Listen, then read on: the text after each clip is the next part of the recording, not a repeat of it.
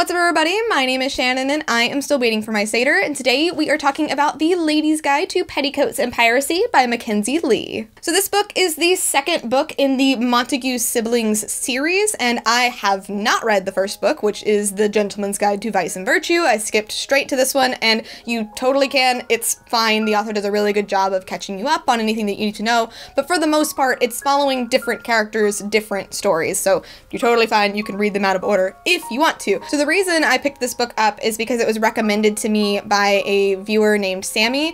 They told me that this book had some good ace representation in it, so I really wanted to check it out, and I loved this book. It is so much fun. It introduces so many amazing progressive ideas, and like, everybody needs to read this book. It's just so freaking good. It's got, you know, pirates, it's got ladies, it's got petticoats, everything that the cover says, but it's just a really fun adventure. We're following a girl named Felicity in the 1700s. She wants to be a doctor, which already there's her problem. Nobody in the medical society will even entertain her ideas of being a doctor because she's a woman. They won't even listen to her. She's so smart. She's read so many books. She really knows her stuff. But because she's a woman, nobody will give her the time of day.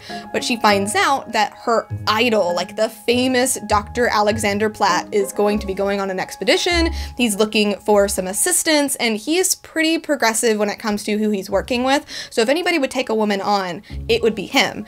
The only catch is that he's getting married very soon. The second he gets married, he's going straight off on that expedition. That's not enough time for her to send a letter, for him to think it over, to send it back, any of that. So she takes it upon herself to up and crash his wedding, basically just not taking no for an answer. And this is just such a really fun book, and I love Felicity so much because she's just so passionate and she's so unapologetically herself. Like, she's not afraid to call anybody out on any of their crap, and she just, like, this is what she wants. She has this dream and she knows that she's capable of it. Like, she deserves it just as much as anybody else, and she's just not afraid to go out and get what she wants. But what I love even more than that is that while this book is like very adventurous and it's very swashbuckling and it's a lot of fun, underneath that, this is the story of Felicity learning to become more open-minded. And that seems weird because I just said that, you know, she was the one calling people out for their closed-mindedness, so it seems like she would be very open-minded. But in reality,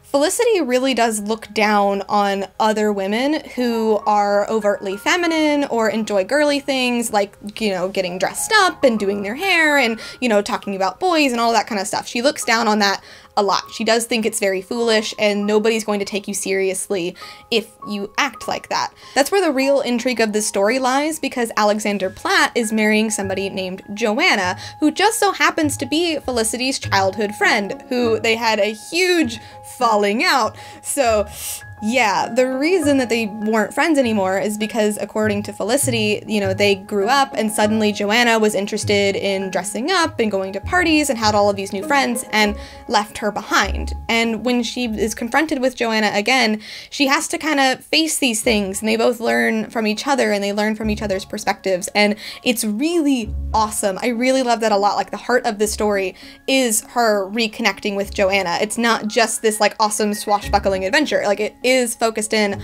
on this female friendship, and I think it's really, really beautiful because Felicity does have a lot to learn. Like, just because like you're soft and feminine doesn't mean you can't be strong, doesn't mean that people can't take you seriously. It just means that you have a whole different set of skills that you could bring to the table, and I absolutely love it. It's amazing. This series in general has a lot of really positive like LGBT themes, and this one in particular includes asexuality, which is of course why it was recommended to me. I'll talk a little bit more about that in another video on Thursday because it gets a little bit spoilery, but the representation in this book is so positive. It explores a lot of different sexualities and it highlights them in a way that I think is just really needed. It's not super complicated, it's super easy to understand, and it just flows really well. It makes sense, it doesn't feel shoehorned in. I really love that. I see why people are such huge fans of The Gentleman's Guide, because in that one, it's known for dealing with homosexuality, so I can see like how that carried over and what this author is doing. It's really amazing. The author is kind of also dipping her toe into exploring like different ethnicities and different religions,